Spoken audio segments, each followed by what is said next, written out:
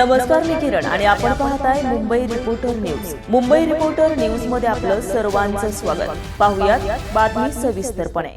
अक्कलकोट नगराध्यक्षपदी विराजमान झाल्याबद्दल मिलनदादा कल्याण शेट्टी यांचा आणि उपनगराध्यक्षपदी बंटीभाऊ राठोड यांची निवड झाल्याबद्दल हंजगी ग्रामस्थांच्या वतीने अल्पसंख्याक अक्कलकोट तालुकाध्यक्षाच्या वतीने नगरसेवक नाविकभाई डांगे, सद्दामभाई शेरीकर यांचा सत्कार करण्यात आला.